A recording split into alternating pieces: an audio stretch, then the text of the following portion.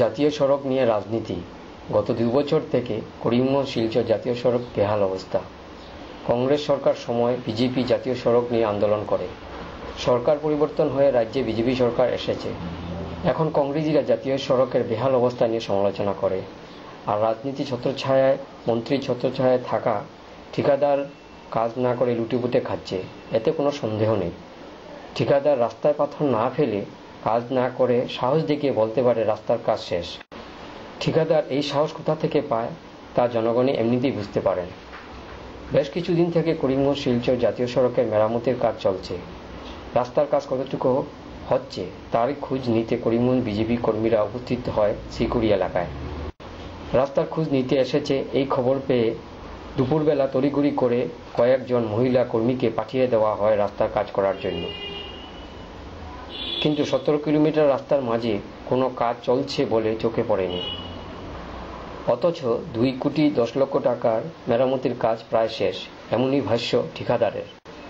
কিন্তু বাস্তবে রাস্তার কি অবস্থা তা জনগণের কাছে অজানা নয়। তাই এত টাকা কোথায় গেল তার জবাব জনগণ চায়।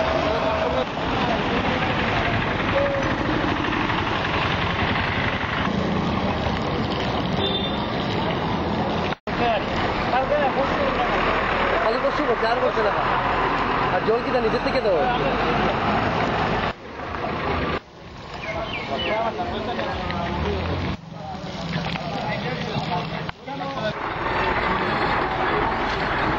তো ন্যাশনাল হাইওয়ে 44 এখন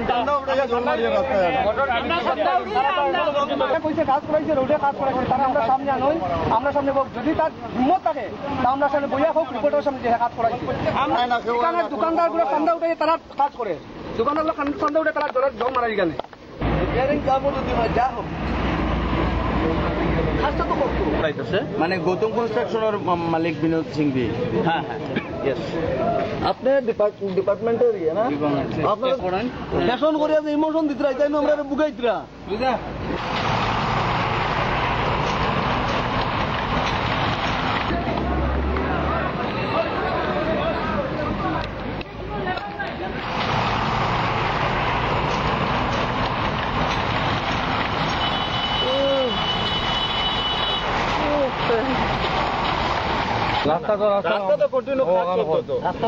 এরপরে তো আমরা কোনো কথা কইলে তো আমরা কোনো আরো 1 মাস থাকবো মনে হয় এরকম ওয়েবসাইটে ইয়ে করে। এর কিছুদিন আগে ইমোশন মারা হয়েছে, আপনারা যখন ওই সাইডে ইমোশন মারা হয়েছে এখনো তো কোনো ফিক্স করা হয়েছে না। 2 কোটি 2 লাখ কোথা থেকে কোন জায়গা থেকে ফিগরিক থেকে বদর ইয়ে পর্যন্ত বাবা হোটেল না, তারপরে যে বাইপাস গেছে বাইপাসের ওই পার পর্যন্ত ওই ভরাটার কাজ আমরা কোয়ান্টিটি মোটামুটি মেটাল যা ছিল আমরা সব দিয়া দিচ্ছি। এখন ব্ল্যাক টপিং আমরা 3200 স্কোয়ার মিটার আছে, 3200 স্কোয়ার মিটার 5 থেকে 7 দিন লাগবে। সব করতে হয়েছে আবার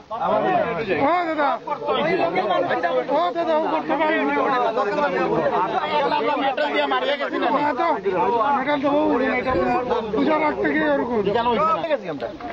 আমরা এখানে মিটার বাজার কি যুক্তি আপনি এখানে মিটার বাজার কি যুক্তি আছে? এখানে পাবলিকে কর সকলটাই করে, আপনি কোথায় গর্ত শিলচর থেকে বাড়াইবা তারপরে করিমগঞ্জ যাইবা বারবার তারপরে কইবা এই কথাটা। আমরা জানি যে করিমগঞ্জ গেলে বাদ দেন, শিলচর থেকে খালি কন্ট্যাক্ট হইতো না, নাইলে বাদ দেন, সিরিয়াসলি কইয়া দিয়া বাদ দিলেই তো বাদ দিলে পয়সা লাগতো না। দেখি চাই হিম্মত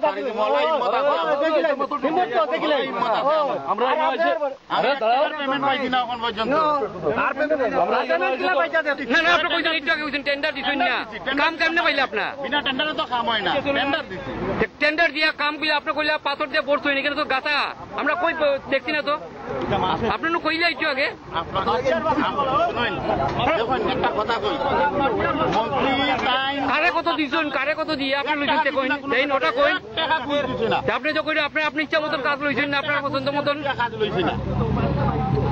আজকে আসছিলাম ঠিকাদার মহোদয়ের সঙ্গে আমাদের দুপুর কথা হয়েছে। তার কিছু ব্ল্যাক টপিং এর কাজ বাকি রয়েছে, এগুলো তিনি শুরু করেছেন। এটা দেখার জন্য আমরা এসেছিলাম। যেভাবে কাজ হওয়ার কথা ছিল সেভাবে রিপেয়ারিং করাও হয়নি এবং মানুষের খুব রয়েছে। ওনারা বলছেন তো হয়ে গেছে। আমি আপনার কি মনে হয়, মানে আপনি রাস্তার পজিশন দেখে না, আমি কোনোভাবেই এই যে রাস্তার যে কাজ হয়েছে মানে পূর্ত বিভাগ হোক, ডিপার্টমেন্ট হোক, আমি মোটামুটি মানে বলতে পারি সংক্ষেপে যে আমি সন্তুষ্ট। আমাদের এই দুর্গতির কথাটা সে হয়তো সিরিয়াসলি দেখছে না, যেভাবে দেখার কথা ছিল সেটা দেখছে। বছরের প্রতিদান।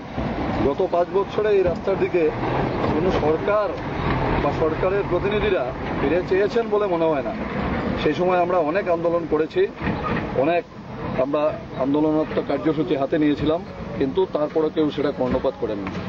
প্রাক্তন কংগ্রেস সরকারের মন্ত্রী গৌতম রায় সহ বরাক উপত্যকার 13 জন কংগ্রেস বিধায়ক নিজেদের প্রয়োজনে তারা লুটেপুটে খাওয়ার জন্য এই রাস্তাকে বিআরটিএফ থেকে ছিনিয়ে এনে রাজ্য সরকারের নিজেদের কবলে এনেছিলেন।